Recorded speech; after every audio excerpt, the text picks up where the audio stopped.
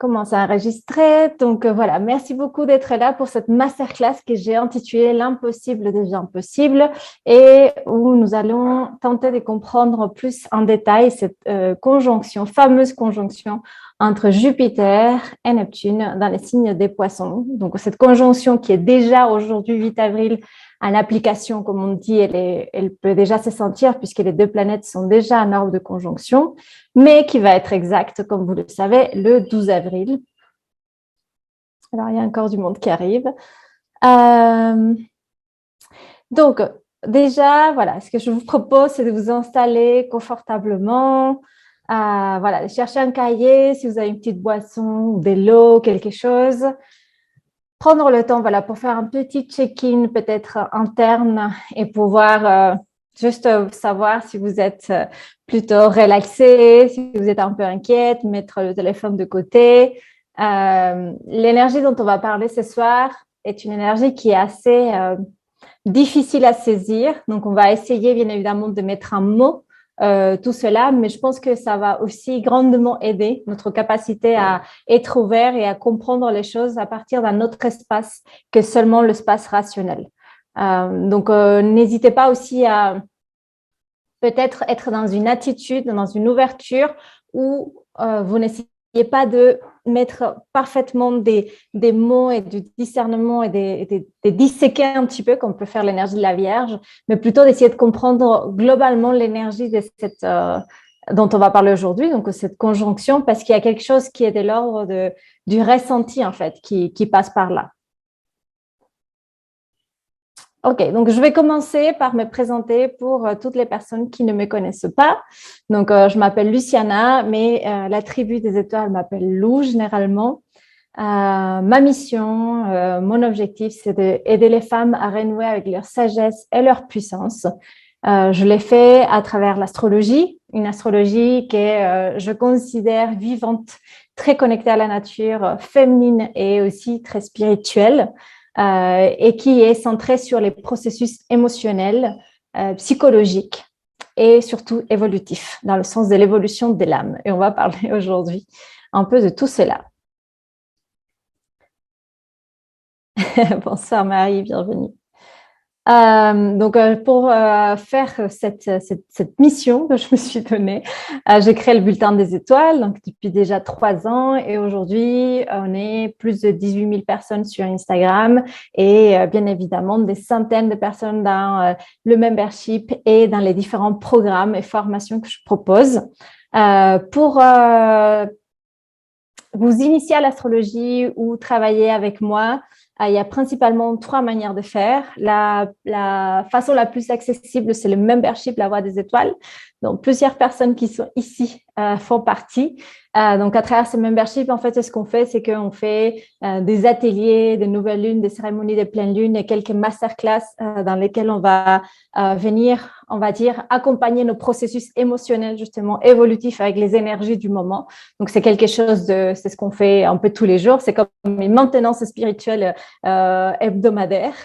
J'ai aussi plusieurs programmes d'astro-coaching sur mon site internet pour aller connecter avec une partie de votre thème astral, que ce soit Mercure, que ce soit Vénus, que ce soit la Lune. Bientôt, on va sortir un programme bientôt sur la Lune natale pour venir un peu activer, mettre à jour, actualiser et pouvoir utiliser les énergies des différentes parties de votre thème astral.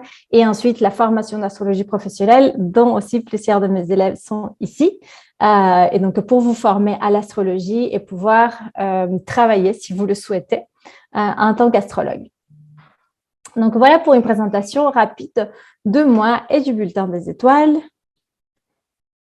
On va continuer. Je vais vous proposer ce soir de comprendre un petit peu déjà, de remettre en contexte en fait cet événement astrologique par rapport globalement à tout ce que nous sommes en train de vivre depuis déjà plusieurs années et en ce moment collectif, on va dire.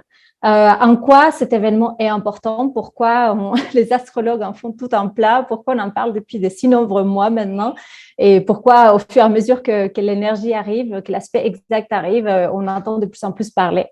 On va essayer de comprendre le sens et la signification de cette conjonction de manière globale et ensuite, ce que je vais vous proposer, c'est de faire un retour dans l'histoire pour aller voir justement un petit peu les énergies dans l'histoire, comment elles ont pu se manifester, parce que de mon point de vue, je suis vraiment convaincue que quand on travaille avec l'astrologie, on travaille avec les énergies et que c'est très difficile, souvent assez impossible, de prédire exactement la manifestation dans la vie réelle que cela va avoir, à moins qu'on se base justement sur les énergies du passé pour pouvoir avoir des exemples, pouvoir avoir plus ou moins des images de ce qui pourrait éventuellement, de la manière dont ces énergies pourraient se manifester.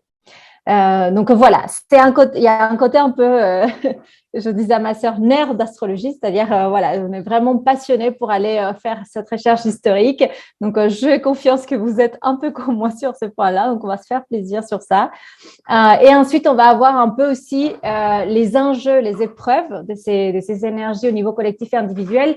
Et j'ai mis enjeu et épreuve parce que justement, on parle de cette énergie comme quelque chose de très, très positif, et ça l'aide d'une certaine manière, même si positif, c'est un jugement de notre tête. Mais j'ai envie de voir aussi, pour pouvoir révéler vraiment la leçon spirituelle, la leçon d'évolution de ces énergies, il est important, il me semble, de passer par les enjeux, de passer par les épreuves. Donc, il y a vraiment ce côté, il y a quelque chose de difficile à dépasser pour pouvoir vraiment révéler la vérité ou ce que ces énergies viennent nous apporter. Et on va voir quelques effets de cette conjonction Jupiter-Neptune dans notre vie réelle, la semaine prochaine, justement, quand ça va arriver, et comment un petit peu dealer avec ça. OK.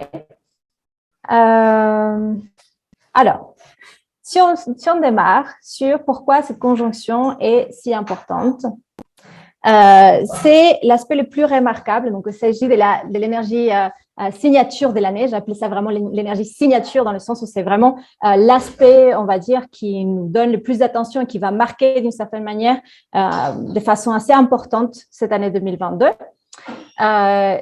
Pourquoi c'est l'aspect signature? Déjà par ce côté rare, c'est-à-dire que ces conjonctions Jupiter-Neptune n'arrivent que tous les 13 ans environ. Donc, la dernière fois que cette conjonction est arrivée, c'était en Verseau dans l'année 2019. OK? Mais, donc, si on se dit ça, on dit, bon, OK, tous les 13 ans, c'est pas non plus un truc de fou. Voilà, tous les 13 ans, on a cette conjonction, on va y arriver, on va survivre. Mais en fait, ces conjonctions dans le même signe n'arrivent que tous les 166 ans. Donc, la dernière fois que cette conjonction s'est produite en Poisson, c'était en 1856. Et pourquoi c'est important peut-être de signaler cette production, c'est le fait que cet aspect se passe dans les Poissons, c'est parce que et Jupiter et Neptune, ce sont deux planètes régentes du signe des Poissons. C'est-à-dire Jupiter, c'est, on va dire, une des régions de la régence ancienne, plus ancienne avant que Neptune ne soit découverte. Et donc, ça veut dire qu'il y a énormément d'affinités, autant entre l'énergie des Jupiter et des Poissons que l'énergie des Neptune et des Poissons. Il y a vraiment quelque chose comme s'ils étaient tous les deux dans leur signe, d'une certaine manière, en tout cas, en accord, en harmonie avec l'énergie des Poissons, qui venait du coup donner plus de force et d'impact à cette énergie-là. Une conjonction, pour que vous sachiez, c'est toujours un début de cycle. Donc, c'est toujours l'initiation d'une période. C'est quelque chose qui s'ouvre. Donc, bien évidemment, lors des conjonctions, on va avoir, on va dire, une énergie qui va être présente sur le moment. Donc, ça va être important de comprendre quel cycle ça ouvre. C'est-à-dire, on va sentir l'énergie de ce moment-là. Mais en plus, on va initier des périodes. Donc, c'est aussi une conjonction qui va marquer quelque chose qui est plus à long terme, à moyen terme et à long terme. Ici, par exemple, on voit bien qu'il s'agit d'un cycle, on va dire, de 13 ans, on va dire au niveau peut-être plus social, puisque si on prend en compte la vitesse d'avancement de Jupiter, on va dire qu'on est sur un cycle de 13 ans, et Jupiter, c'est une planète sociale qui va nous parler des changements, des transformations au niveau un niveau, on va dire, de notre cadre d'évolution en tant que société. Puis si on prend plutôt quelque chose de l'ordre de Neptune, c'est un cycle de 166 ans. Donc, on va être dans quelque chose qui est plutôt le style de un cycle plutôt spirituel, c'est-à-dire quelque chose qui a à voir avec l'âme, qui a à voir avec la foi. Donc, on est sur des cycles vraiment différents dans ces manifestations. Donc, pour remettre les choses en perspective et que ça soit plutôt clair, donc l'énergie de cette conjonction est assez subtile. Elle est vraiment parce qu'on peut avoir ok Fleur, je te salue aussi, bonjour.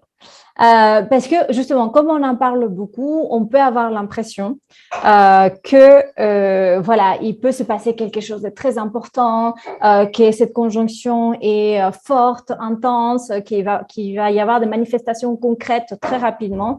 Mais la vérité, c'est que c'est une énergie assez subtile.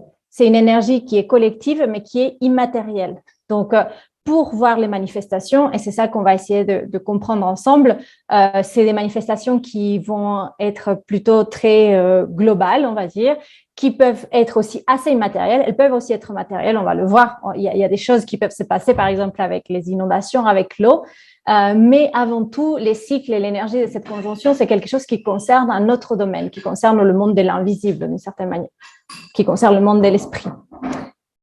Donc, en gros, si elle est aussi attendue, c'est aussi parce que nous avons tendance collectivement à embellir et à idéaliser toutes ces énergies. L'énergie de Jupiter, parce que c'est l'expansion et qu'on vit dans une société où on adore l'expansion. L'énergie de Neptune, parce que ça nous branche à la fois, un peu à une autre dimension d'une certaine façon. Et l'énergie des Poissons, parce que c'est une énergie aussi très sensible et d'une certaine manière spirituelle, même si on va voir un peu toutes ces notions-là. Donc, on a tendance à voir ça vraiment comme c'est magique, c'est de la magie, de la spiritualité. Mais dans la réalité, je pense que les manifestations de ces énergies peuvent ne pas être aussi positives, aussi bénéfiques, même si à chaque fois, je vous dis c'est des jugements. En tout cas, dans un premier temps, cela peut être plus une épreuve à dépasser pour pouvoir révéler le nectar, on va dire, l'apprentissage, la leçon évolutive de ces énergies. OK. Est-ce que jusque-là, tout va bien? Est-ce que vous entendez beaucoup le bruit derrière? Est-ce que ça vous dérange? Non? Ça va. OK. Parce que moi, ça me concentre un peu, mais si vous, ça ne vous dérange pas, tout va bien. OK. Génial. Donc, en fait, on va vraiment essayer de nous plonger sur le cycle global qu'on est en train de vivre. Merci Fabienne, merci Marie et Noémie. Génial. OK. Ce qu'il faut comprendre de cette conjonction, c'est qu'elle va s'inscrire dans un processus plus large de transformation de notre monde. Mais quand je dis de notre monde, c'est de la société, de nos démocraties, de nos pays, mais aussi bien évidemment de nous comme être individuels en tant que masse, en fait, en tant qu'être individuel et être collectif. On va explorer ça. Déjà, c'est comme si Jupiter, en fait, il fait des conjonctions à des planètes lentes, là, depuis quelques années. On est vraiment dans un cycle de transformation on pourrait dire, d'année portail vers une sorte de nouveau monde. En tout cas, c'est comme ça que j'aime bien l'appeler. Mais du coup, on a, par exemple, Jupiter qui a créé plusieurs conjonctions, plutôt en Capricorne en 2020. Donc, tout ça a marqué beaucoup la destruction. Plutôt, on nous parle de destruction en Capricorne de nos structures. Donc, c'est vraiment la destruction des vieilles structures, d'anciennes structures qui étaient valides, on va dire, qui soutenaient notre société. Ensuite, Jupiter a fait une conjonction avec Saturne en Verseau à la fin de l'année 2020 et dans le degré 0 du Verseau. Donc, en fait, là, c'était un début de cycle. Il faut se rappeler à chaque fois, j'aime bien vous dire que Jupiter et Saturne sont connus comme les chronocrateurs, c'est-à-dire les maîtres du temps. Jupiter et Saturne vont énormément régir tous les processus sociaux à l'œuvre par période de 20 ans. Donc, la conjonction Jupiter-Saturne en Verseau ouvrait un cycle de 20 ans sur la construction, ou en tout cas la remise en question pour la construction d'une nouvelle société en ce qui concerne nos valeurs. Donc, une nouvelle société, non pas tellement dans la structuration, on va dire, ou dans l'organisation matérielle, mais vraiment dans ce qui nous relie comme individus, par exemple, nos valeurs, nos constitutions, les droits humains, les droits fondamentaux, ce genre de choses. Une nouvelle société, ou en tout cas des valeurs qui vont, vous allez le voir à partir de l'année prochaine, grandement, être remis en question. En tout cas, tout ce qu'on a construit pendant les derniers siècles va être remis en question puisqu'on aura l'entrée de Pluton en Verseau à partir de l'année prochaine. Et Pluton, c'est la destruction dans le Verseau de tous ces idéaux. Donc, on est vraiment sur des processus très longs, très profonds aussi. Et maintenant, Jupiter va créer cette conjonction à Neptune en Poisson qui nous parle de une ouverture, on va dire, d'un accès à une conscience spirituelle. C'est comme si on allait dans une autre dimension. Donc, d'une certaine façon, vous le voyez, on passe d'énergie très dense de nos systèmes économiques, financiers, structurels, nos systèmes de santé, à la question de nos valeurs, qu'est-ce qui nous unit comme société, et à la question de la spiritualité, qu'est-ce qui nous unit comme humanité et comme être vivant dans cette planète. Donc, il y a quelque chose, on est dans quelque chose d'encore plus subtil. Donc, c'est ce que je vous disais. Donc, on va d'une destruction des énergies denses vers l'ouverture à des énergies subtiles, que ce soit les valeurs, les droits collectifs ou la spiritualité.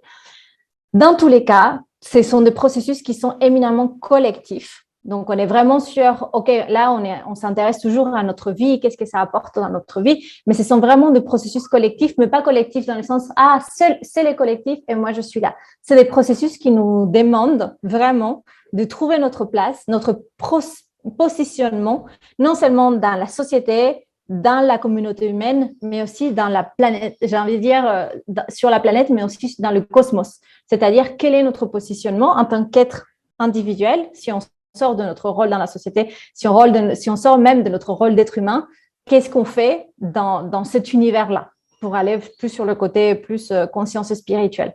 Donc, il y a quelque chose qui est de l'ordre du collectif, mais qui nous interroge mais très profondément sur qui on est et qu'est-ce qu'on fait ici, en fait, grosso modo. Ce n'est pas non plus une question facile à répondre, comme vous pouvez l'imaginer. Ce que j'avais envie de vous dire aussi par rapport à cette conjonction de Jupiter, Neptune en Poisson qui ouvre ce cycle maintenant en 2022, c'est, comme je vous ai dit, le premier cycle, c'est un cycle de 13 ans.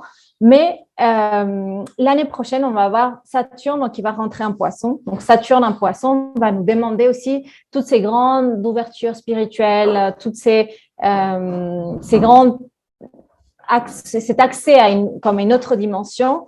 Saturne va nous demander de l'incarner, de l'amener sur Terre, vraiment de le positionner d'une certaine manière dans les énergies concrètes et matérielles.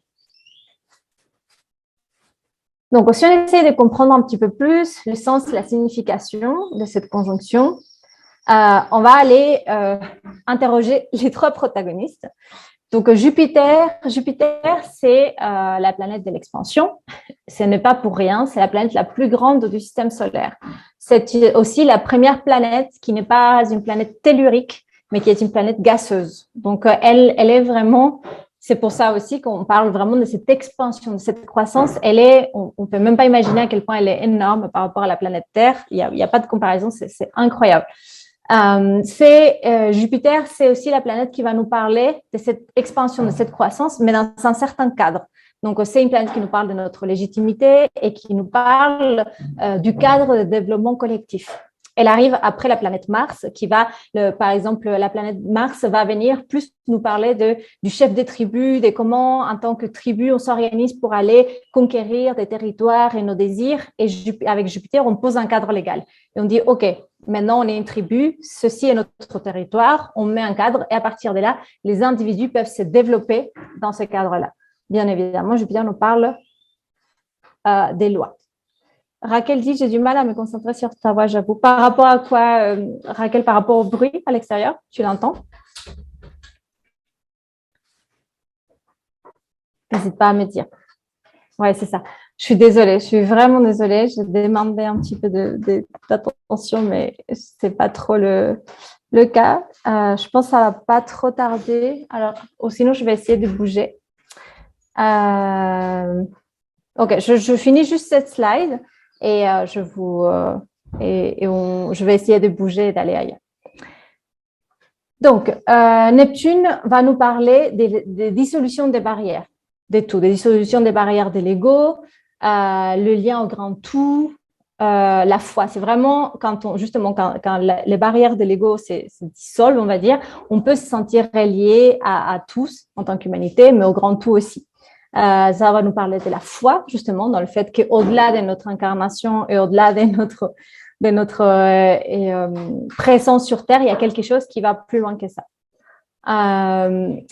J'ai lisé dans un bouquin justement sur le fait que, comme vous savez, Neptune, c'est les dieux des océans. Et on disait souvent qu'en fait, il y avait vraiment quelque chose de l'ordre d'une certaine énergie féminine dans cette... Charlotte dit pas de souci pour moi avec les écouteurs. Mettez des écouteurs. Mais je vais bouger d'ici dès que je finis cette slide. Donc,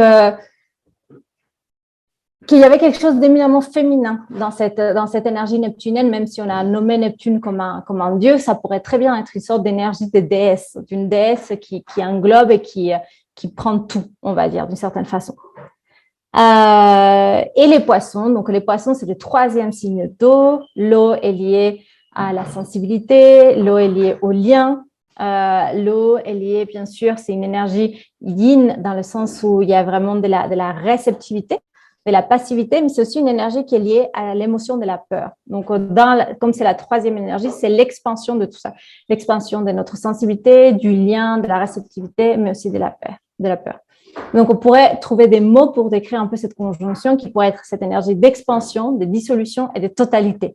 Comme vous voyez, c'est une énergie, ce qui me vient comme terme, c'est immense. C'est immense, quelque part, c'est comme insaisissable, quelque part, parce qu'on est vraiment dans l'ordre de quelque chose de très, très grand et large.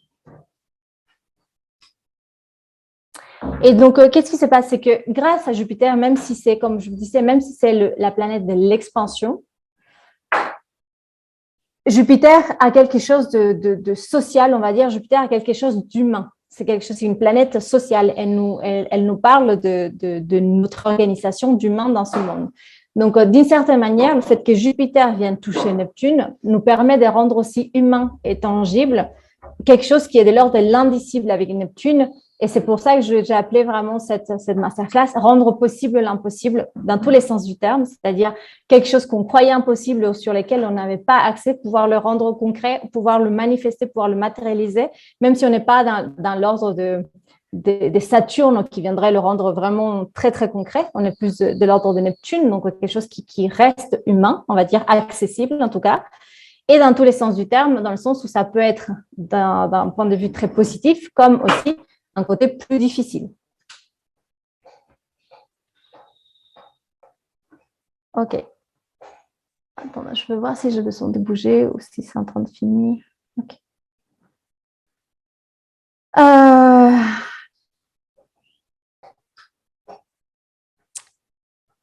Alors, avant de rentrer dans la partie historique que j'avais envie de partager avec vous, est-ce que vous avez des questions jusque-là?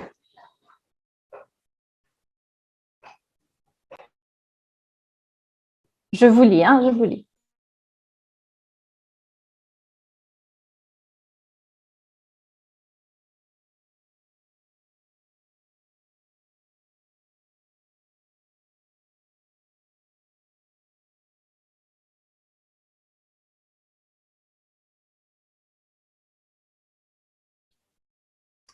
OK, donc par rapport à nos signes de ces planètes, on en tient compte.